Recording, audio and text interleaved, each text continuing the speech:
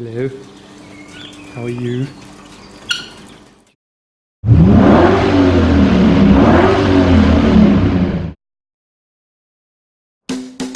Hi, I'm Adam C and welcome to the brand new BMW 520D, a car with about as much technology as London Heathrow Airport.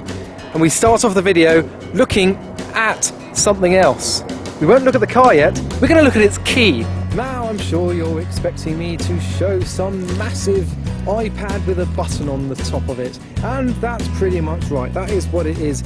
You've got the lock and unlock thing and you've got all the information, vehicle secured. You can see that the vehicle is currently secured, that's the unlock button, and after a little, there we go, vehicle unsecured. The windows are closed, you can open them by pressing down the unlock button. Windows go down. You can even see the range, 211 miles, and it's basically just having another phone in your pocket.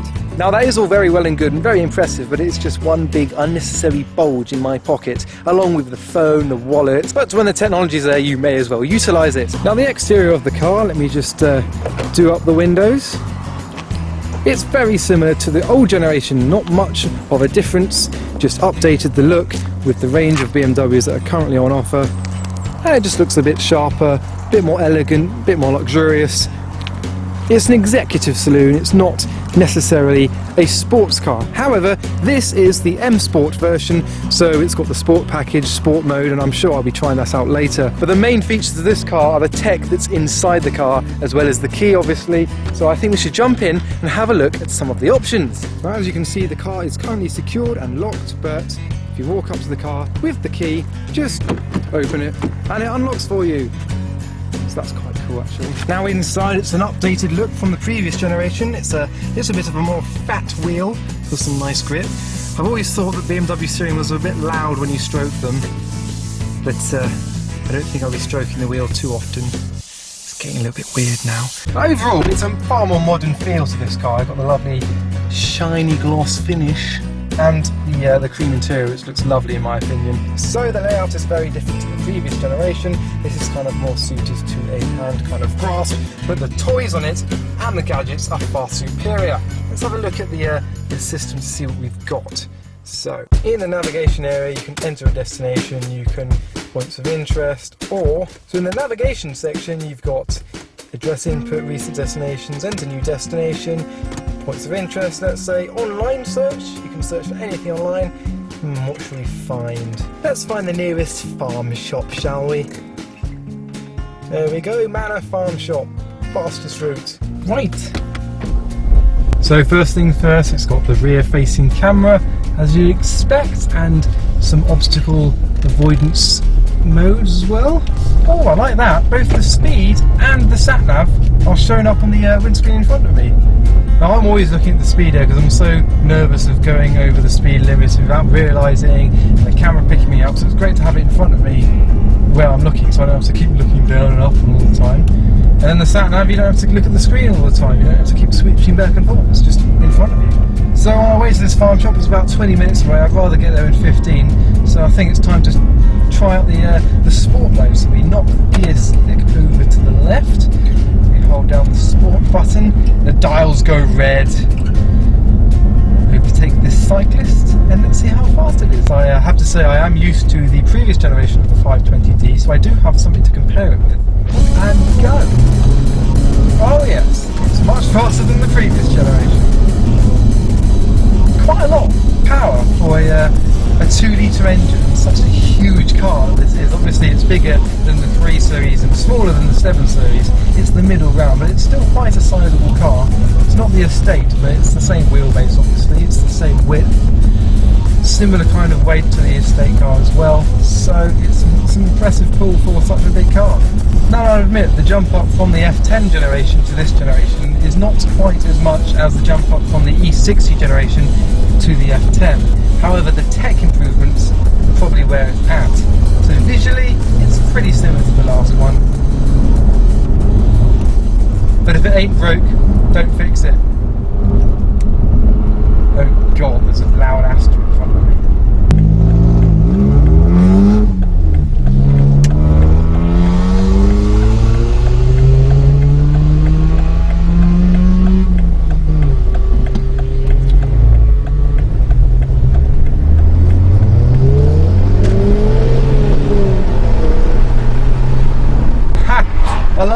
That Lotus just floored it out the junction, and I kept up in my 5 Series, my big barge. He's got the lightweight Elise, and I've got a huge BMW, and I kept up. That's the brilliance of this car. So I think we should do a little bit of motorway driving whilst we're in this car, because that's where it's mainly going to be used. So, joining the M1, I think. Cornering, let's see how it... Yeah, no roll. I was expecting it to roll because it's a little bit higher than some of the cars on the market today, but no. Now this car has all the bells and whistles. It's got accident avoidance, it's got lane assist, although it hasn't yet detected the ambulance that's behind me. Luckily I have eyes. Unlike some BMW drivers, I also know how to use the indicators. There is a stalk just on the left here. If you push it down, it goes to the left to let people know that you're moving to the left. If you push it up, it turns to the right. And once you grasp that, you know how to drive. Now whilst I'm on the boring motorway, I can tell you a little bit more about the car. The 2-litre turbo diesel engine provides 187 brake horsepower, which is enough for 0 to 60 in 7.3 seconds, which is plenty fast for a car like this. Now I have to say, this generation does punch you back in your seat a lot more than the previous generation, which is great for overtaking cars that are now on your tail because you overtook them. Yeah.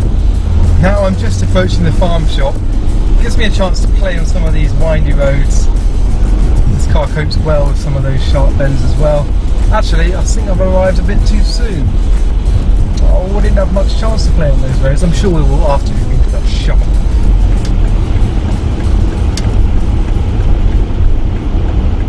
So we've got the rear-facing camera to help me park, because everyone's so lazy and doesn't know how to park these days.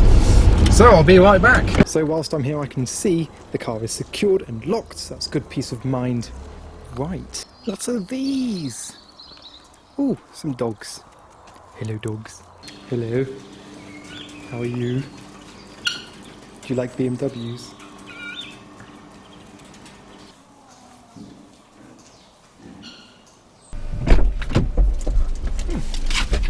Look what I bought!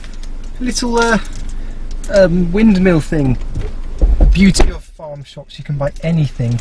Don't know where to put it. Can't really... No. That's not very good on BMW's part. There's nowhere to put a handheld windmill. Could like slot it in there. No. They should have thought about this. They really should have done. Let's check the boot. So I'm sure the boot's big enough for my windmill. Oh, it's probably big enough for a full-sized windmill. There we go. Lovely. Right, now I've got my windmill, I think it's time to head back home. The navigation. This button, the navigation button, your finger does kind of slip off it a little bit. But the fact that I'm just complaining about a button shows that there's not much else to complain about. I do like the feel of the indicator. They're really trying to encourage their users to use the indicator a bit more by making it a nice kind of dial. Right, let's try out these country lanes and go.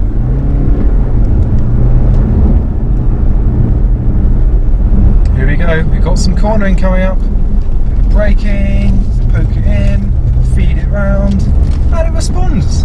Like the power doesn't kind of cut out when it's there when you need it. That's the main thing. The power in this car, it's ready to kick in when you need it. There's not too much lag from when you put the foot down to when it pulls it in. That's always a good thing when you're kind of going down the country lanes, need to get somewhere. I'm in a bit of a rush to get back, so it's good to have that power at my fingertips. Well, at my toe tips. I don't know if toe tips is a common phrase, but that's what I'm using. So really, in conclusion, this car is something of a technological masterpiece. It's not much of a jump up from the previous generation, but it's enough to let you know that they've done some magic on the modernisation of the 5 Series. For example, I'm at a red light, and with the sport mode in the M package I can floor it and be on my way rather rapidly once it turns green. So, it's always when you're in a rush. There we go, here we go. Isn't it amazing that big cars like this with small engines, the 2 litre, can outperform sports cars from not too long ago, maybe within the last 10 years, with a lot bigger engines and cars that are built to be fast cars, to be track driven. And this is just a 2 litre executive sedan with a bit of BMW sporting touch, and it's enough to have fun around the corners and do everything you need it to do. And then when you don't need to position it like that, obviously it's got the comfort and elegance that you'd expect from the 5 Series. So a huge thanks to BMW UK for lending me this car today. Thanks to the Fox & Locks Inn for providing accommodation, and the collective as well. So I hope you enjoyed this video. Don't forget to follow the link underneath for all the range of t-shirts I've got on offer. And thanks for watching. Liked the video? Own the t-shirt. Simply follow the link in the description below for this and more.